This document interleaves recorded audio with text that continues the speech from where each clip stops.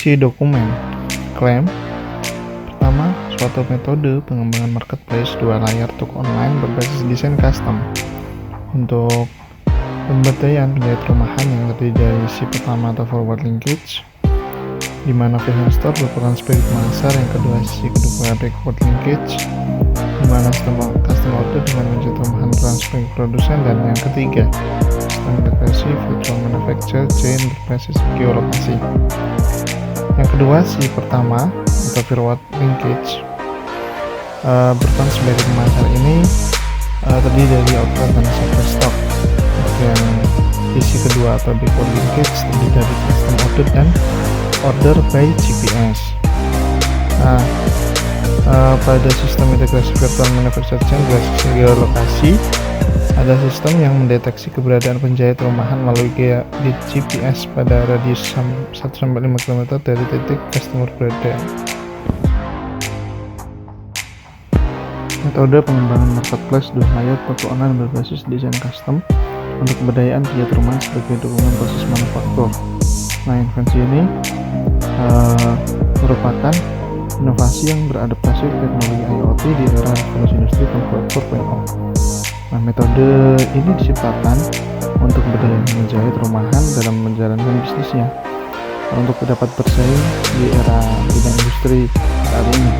Tujuan utamanya yaitu mengatasi permasalahan khususnya kurangnya berdayaan terhadap penjahit rumahan. Dan metode pengembangan marketplace dua layar toko online berbasis desain custom untuk pemberdayaan menjahit rumahan sebagai dukungan proses manufaktur memiliki bagian yang terdiri dari dua sisi, yakni forward linkage dan backward linkage. Metode ini menggunakan integrasi virtual manufacturer chain berbasis geolokasi. Kemudian dokumen ketika pengajuan permohonan metode paten yang dilampirkan, yang pertama deskripsi, yang kedua gambar teknik, ketiga gambar yang ditampilkan, abstrak, surat pernyataan kepemilikan invensi oleh inventor, dokumen lainnya, dan klaim file. Setelah itu melakukan pembayaran ketika pengajuan permohonan metode paten hari ini. Setelah itu detail pengajuan perubahan permohonan paten sederhana ke paten dari status permohonan paten lengkap tanggal 30 Agustus 2019, tanggal perubahan 26 Februari 2020, jenis permohonan paten, judul invensi, metode pengembangan marketplace dua layar toko online berbasis desain custom untuk pemberdayaan penjahit rumahan sebagai dukungan proses manufaktur. Untuk kriteria umum dan tipe permohonan baru. Nama pemohon Iwan Hermawan SE Eskom MT, alamat Kruing, Banyumanik, Semarang, warga negara Indonesia. Detail pembayaran yang tercantum nama pembayaran apa saja dan kode billing sampai dengan total bayar. Mengenai perubahan permohonan paten sederhana ke paten telah tercantum di dalamnya. Pada lembar Direktorat Jenderal ini yang dikeluarkan mengenai pemeriksaan substantif permohonan paten. Nah, di sini terdapat nomor pembayaran, nama pemohon, sampai dengan tagihan dan statusnya yaitu sudah bayar. Untuk status sudah bayarnya ini menunggu pemeriksaan substantif.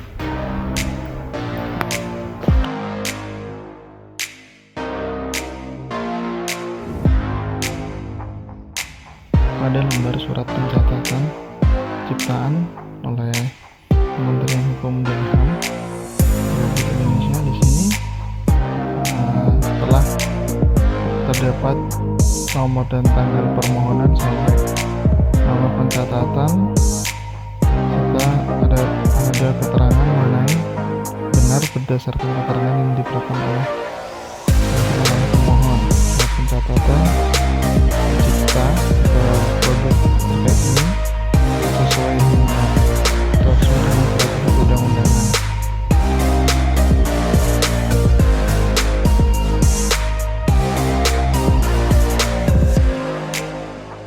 Metode yang dikembangkan pada aplikasi Jajos sebagai berikut. Yang pertama, konsumen. Dari segi konsumen atau virtual B2C memiliki langkah-langkah sebagai berikut. Untuk pertama, konsumen masuki e-marketplace 4.0 berbasis Android. Kemudian, apabila konsumen telah memiliki akun pendaftaran, maka langsung masuk menggunakan username dan password, atau bisa juga dengan melakukan konfirmasi melalui nomor telepon. Apabila belum memiliki akun, maka konsumen diminta untuk mengisi formulir pendaftaran yang ada dengan field ID pelanggan, nama, alamat, dan nomor telepon. Setelah masuk, konsumen dapat melakukan penelusuran mengenai produk-produk pada e-shop yang tergabung dalam Jajos. Apabila setelah menelusuri produk-produk kemudian konsumen tertarik dengan produk, maka konsumen akan membuat order kepada seller dengan memasukkan data-data produk yang diinginkan serta data konsumen dan dilanjutkan dengan melakukan pembayaran. Setelah itu, menunggu notifikasi dari seller. Namun apabila konsumen tidak tertarik, maka konsumen dapat keluar dari aplikasi dengan cara klik keluar. Setelah mendapatkan notifikasi dari seller, konsumen tinggal menunggu barang yang diorder datang. Barang diterima oleh konsumen, kemudian konsumen dapat melakukan pengecekan kembali terhadap barang yang dipesan. Jika tidak sesuai, konsumen dapat memberikan komplain kepada seller agar dapat diperbaiki. Namun apabila sudah langsung sesuai, maka konsumen dapat memberikan penilaian atau rating terhadap seller.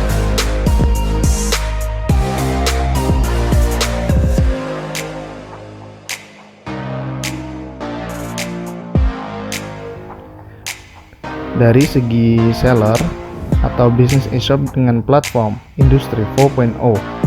Nah, pada sisi seller ini, aplikasi memiliki langkah-langkah yang meliputi.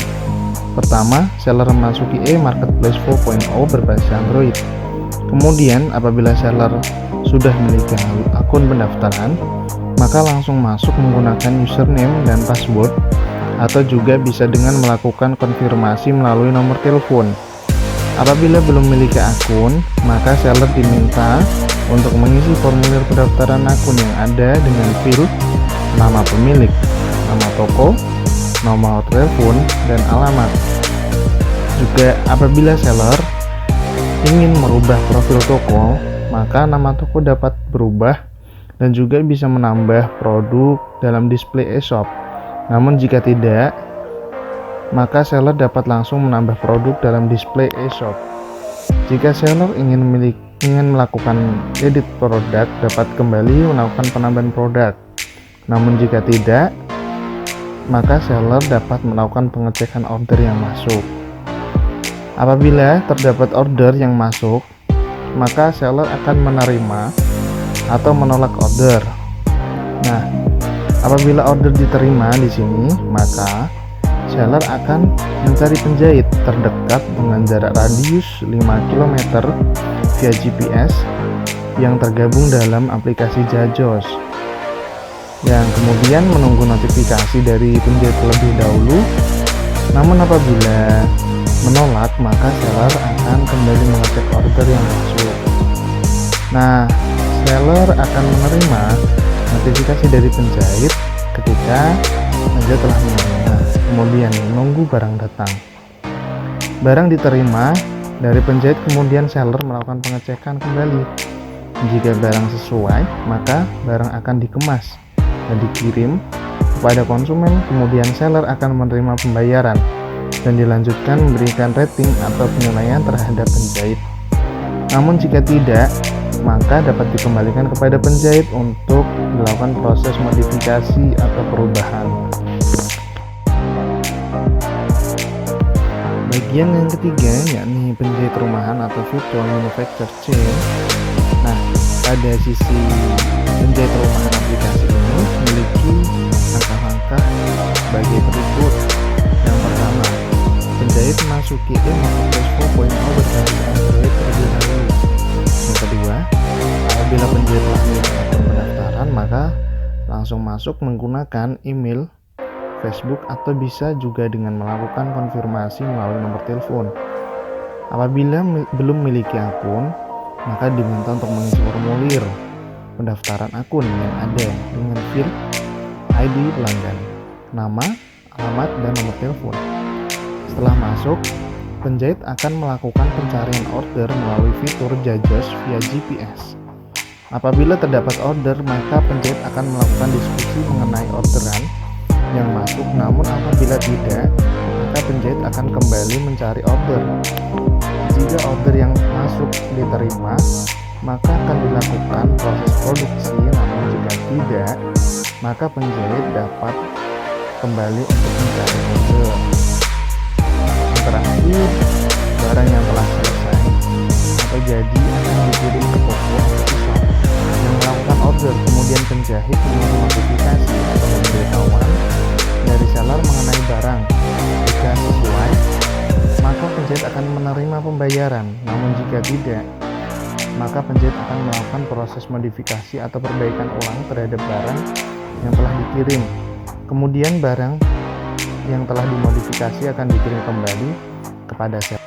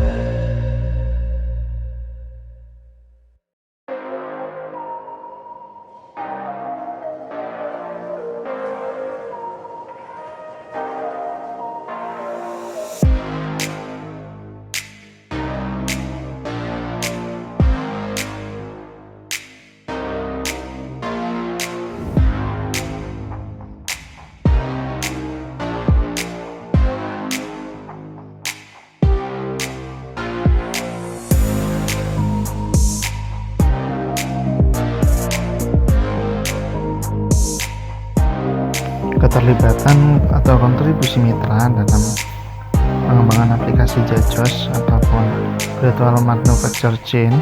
Di sini terdapat 4 mitra. Untuk mitra yang pertama yakni pemerintah Kota Semarang, berperan memfasilitasi diseminasi informasi munculnya aplikasi baru bagi pemberdayaan SDM penjahit rumahan di Kota Semarang, tempat di mana aplikasi diujikan. Pemerintah memberikan dukungan arbitrasi yang mungkin terjadi akibat akses pasar yang dikarenakan munculnya terobosan aplikasi inovasi baru dalam bidang manufaktur. Kemudian mitra yang kedua yakni praktisi fashion, CV Bina Usaha Mandiri. Dalam peranannya atau kontribusinya memang tidak memberikan dukungan nominal secara konkret, tapi memberikan dukungan in-kind dalam bentuk akomodasi bagi peserta diskusi dan diseminasi informasi yang dalamnya juga melibatkan pemerintah Kota Semarang. Hal ini dalam konteks diskusi dimaksudkan memfasilitasi publikasi aplikasi inovasi baru serta mengurangi akses pasar akibat hadirnya inovasi teknologi baru dalam pasar.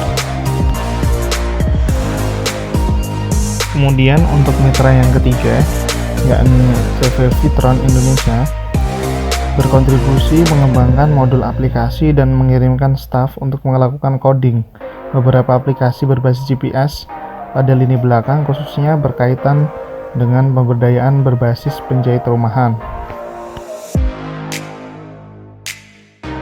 Untuk mitra yang keempat yakni Indogrid MLP, berperan sebagai platform yang didirikan oleh generasi milenial, mendukung pengembangan virtual manufacturing yang sejalan dengan nilai dari Indogrid MLP untuk melakukan kolaborasi aktif dalam pengembangan dunia bisnis digital.